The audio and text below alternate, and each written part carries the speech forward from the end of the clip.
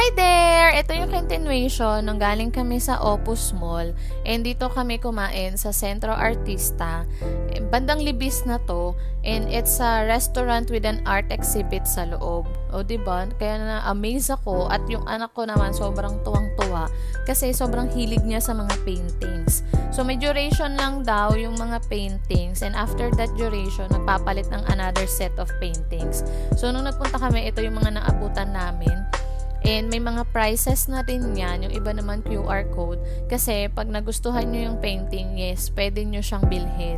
O diba, sabi ko nga kung may pera lang ako, bibili talaga ako eh. So after namin tignan yung mga paintings, naisipan namin tignan yung labas. Kasi medyo gloomy ang weather nung pumunta kami, medyo maulan. And paglabas namin, feeling namin, nasa Tagaytay na kami. O, diba? Parang Tagaytay lang, pero syempre wala kami makikitang Taal. Pero malamig at maulan. So, diba? Tagaytay feels lang. So, syempre, magpipicture-picture kami dyan. So, after namin magpicture, bumalik na kami. And ito naman yung mga in-order namin. Umorder kami ng healthy drinks nila, good for the kidney, liver, etc. etc. And masarap yan.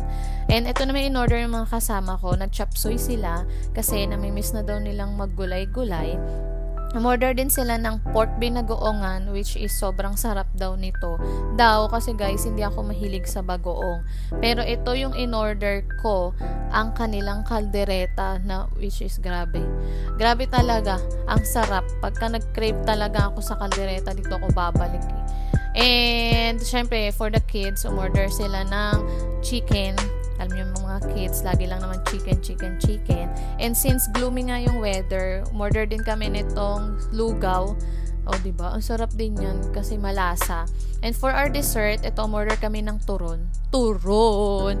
Kasi, ang lalaki nung slices nila, hindi namin halos maubos yung isang turon.